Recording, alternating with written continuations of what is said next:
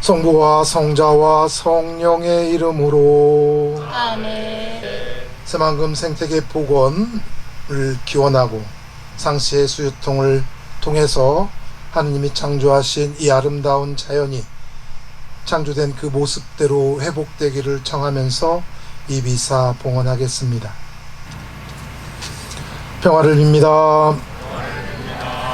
안녕하세요. 저는 오수성당에서 사목하고 있는 연규영 아우스닝 신부입니다.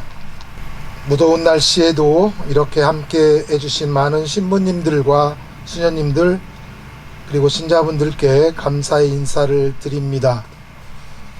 9월이 되었지만 아직 한낮의 더위는 한여름의 날씨인 것 같습니다. 이렇게 더운 날씨 속에서도 이곳에 모인 우리들의 모습을 보고 하느님께서는 세상을 창조하시면서 말씀하셨던 보시니 참 좋았다 라고 하는 말씀을 지금 이 순간 우리에게 하고 계실 거라고 믿습니다. 왜냐하면 우리가 이 자리에 모인 것은 바로 하느님께서 창조하신 아름다운 자연의 재생과 생태계의 회복을 통한 창조의 그 모습이 다시금 이루어지기를 기원하며 모여 있기 때문일 것이라고 생각됩니다. 요즘 눈을 뜨면 인사하는 말이 있습니다. 저희 오수성당은 대부분의 신자들이 어르신들이어서 보면 밤새 안녕하셨습니까? 라고 인사합니다. 왜냐하면 혹시 나도 모르게 어디 아프면 갈 곳이 없기 때문입니다. 지역은 아직 괜찮겠지만 수도권이나 대도시에는 응급실 사태가 심각하기 때문입니다. 의료개혁 참 좋은 거지요. 의료를 개혁한다는 것, 부족한 의사수를 증대한다는 것, 저도 역시 공감합니다. 하지만 아무리 좋은 명제라 할지라도 그 추진 방법이 잘못되었다면 그것을 다시 재원점으로 해서 다시금 시작해서 올바르게 그 개혁이 이루어질 수 있도록 해야 하는데, 내가 생각했고 내가 결정했으니 그냥 그대로 밀어붙이는 그 오만이 전 국민의 생명을 위험하게 하고 또 많은 사람들을 죽음에 내몰고 있기 때문입니다. 여러분들도 밤새 안녕하셨습니까? 특별히 추석 명절 앞두고 아프지 마십시오. 그러면서 새만금의 모습을 떠올렸습니다. 새만금이 2003년 시작하면서 그 목적이 어떻게 되었든지 그리고 어떻게 추진되었든지 그것이 잘못되었다면, 그리고 그것으로 인해서 많은 생명이 죽어가고 또 많은 사람들이, 특별히 가난하고 힘든 이들이 고통을 당한다면 그것을 해결할 방법을 찾아야 하는데도 불구하고 지금까지 투자한 시간과 투자한 돈이 아까워서 그 이후로 잘못된 방법을 고집하면서 계속 밀어붙이는 사업은 결국 우리를 죽음에 이르게 하게 할 것입니다. 하느님께서 이 세상을 창조하시면서 마지막 인간을 만드셨습니다. 결국 인간도 하느님께서 창조하신 자연의 일부분입니다. 그런데도 인간은 하느님께서 이 모든 것들을 다스려라 라고 하는 그 말씀 때문인지 모르겠지만 우월성을 내세우면서 자연과 인간은 다른 존재인 것처럼 생각하고 자연을 대해왔습니다. 하느님께서 창조하신 피조물 안에 인간이 포함해도 불구하고 우월하다는 생각 때문에 마음대로 자연을 이용하면서 자연을 파괴하고 있습니다.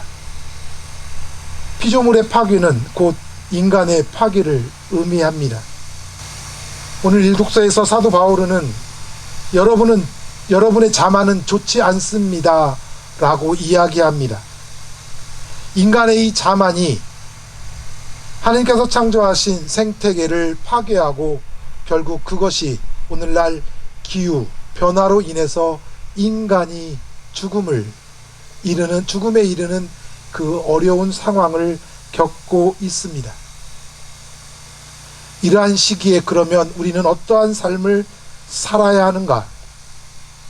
오늘 복음에서 예수님께서 이렇게 말씀하십니다. 좋은 일을 하는 것이 합당하냐? 남을 해치는 일을 하는 것이 합당하냐? 목숨을 구하는 것이 합당하냐? 죽이는 것이 합당하냐? 만일 지금 이 순간 여러분께 예수님께서 목숨을 구하는 것이 합당하냐? 죽이는 것이 합당하냐? 하고 물으신다면 여러분은 무엇이라고 대답하시겠습니까? 목숨을 구하는 것이 합당합니까? 죽이는 것이 합당합니까? 목숨을 살리는 것, 생명을 살리는 것이 합당하지요. 그래서 우리는 이렇게 이 자리에 모여 있습니다. 우리가 모여 기도하고 있는 이곳 해창-갯벌은, 새만금-갯벌은 세계 5대 갯벌이었었습니다. 그리고 이 갯벌은 우리에게 많은 것을 선물해 주었던 장소였습니다. 그런데 우리는 그것을 관심 두지 않았었습니다. 저 역시도 어렸을 때 이쪽 서해안에 놀러와서 그냥 나의 즐거움을 위해서 이 자연을 이용했을 뿐이지 이것이 정말 우리 생태계, 인간에게 얼마나 중요한지를 몰랐었습니다. 그러나 2003년 새만금 사업이 시작된 이후로 이 하느님이 주신 이 자연과 갯벌, 생태계가 우리에게 얼마나 중요한지를 깨달았습니다. 4대 종단 성직자들의 삼보 일배를 통해 그때서야 우리는 갯벌의 중요성, 자연의 중요성을 깨닫게 되었습니다. 우리가 잘 알다시피 갯벌의 역할은 많은 것이 있습니다. 생물의 서식지를 형성하고 바다에 유입되는 오염물질을 정화하고 해안가 물질 퇴적으로 천연 방파제를 형성하고 바다의 수질을 정화하고 홍수 등으로 인한 육지를 보호하는 데 사용되는 게 갯벌입니다. 그런데 우리는 그것이 그 자리에 있을 때 당연하게만 생각했지 중요하게 생각하지는 않았었습니다.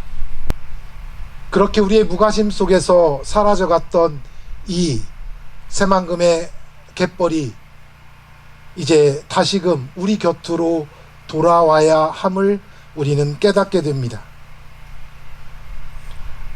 그래서 우리는 이 해창-갯벌, 새만금 갯벌을 살리기 위해서 상시 해수 유통을 이야기하고 있는 겁니다. 그런데 제가 강론을 준비하면서 그렇다면 전 세계적으로 이 갯벌을 살리기 위해서 어떤 노력들을 하고 있는가를 찾아봤더니 여러 나라가 갯벌을 살리기 위한 노력들을 하고 있는 것을 깨달았습니다. 대표적인 나라가 네덜란드입니다. 네덜란드는 해수면보다 낮은 나라여서 많은 뚝을 쌓았고 갯벌을 매립하면서 육지들을 만들어냈죠. 그런데 수질 문제로 수질이 악화되고 여러 가지 문제가 일어나니 그들은 다시금 해수를 유통시키기 시작했습니다. 해수 유통을 실시함으로써 수질이 크게 개선되었고 그것을 통해서 그들은 이제 그곳을 관광자원으로까지 이용하고 있습니다. 일본의 여러 곳에서도 해수 유통을 통해 수질 개선과 생태계 복원을 시도하고 있습니다. 우리나라는 시와호가 있었습니다. 시와호도 처음에는 담수와 시도로 인해 수질이 악화되고 죽은 호수가 되었지만 해수 유통으로 전환한 이후에 수질이 크게 개선되었고 현재는 1급수 수준으로 유지되고 있다고 합니다. 우리가 살고 있는 이 해창-갯벌, 새만금 갯벌도 다시금 살려낼 수 있습니다. 상시 해수 유통을 통해서 우리는 이곳을 다시 살려내야 합니다. 그래야만 우리가 살 수 있기 때문입니다. 갯벌은 아니지만 미국의 4대 강이라고 부르는 서부 권역의 모든 강들의 댐이 있었습니다. 그 댐으로 인해서 매년 7만 마리의 연어가 죽어가는 사건을 접한 미국인들이 2023년부터 약 7천억을 들여서 댐을 제거하는 사업에, 철거하는 사업에 들어갔습니다. 물은 흘러야 됩니다. 바닷물이든 강물이든 흘러야 합니다. 인간의 욕심으로 인위적으로 막으면 그곳은 생명이 아닌 죽음이 들이웁니다. 물이 흐를 수 있도록, 그리고 하느님이 창조하신 그 자연이 창조의 질서대로 흐를 수 있도록 해야 합니다. 인간은 자연의 일부 중 하나임을 인정해야 합니다. 그래야만이 우리는 하느님께서 창조하신 그대로의 삶을 회복할 수 있습니다. 우리가 살고 있는 이 땅은 우리의 것이 아니라 또한 우리 후손들의 것입니다. 우리 후손들의 것을 빌려 쓰고 있는 우리가 잘 보존해서 그들에게 또 전해 주어야 합니다.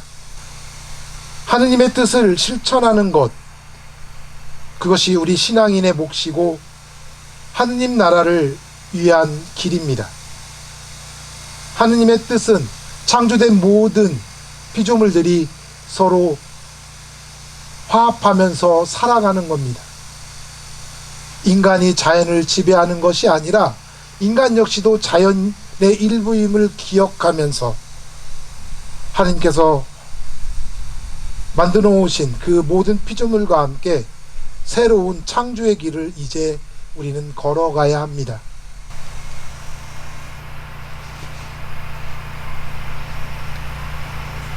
목숨을 구하는 것이 합당하냐, 죽이는 것이 합당하냐, 이 질문 앞에 우리는 나서야 합니다. 주님께서 창조하신 모든 것들, 이 생물들, 생명들, 이 모든 것들을 살려나가는 그 길에 하나님의 자녀인 우리 모두 함께 어렵고 힘든 길이지만 포기하지 않고 굳건히 걸어갈 수 있었으면 좋겠습니다.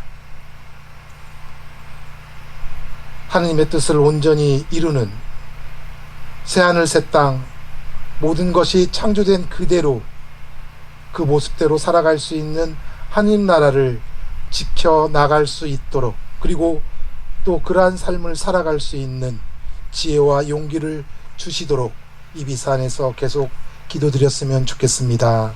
아멘.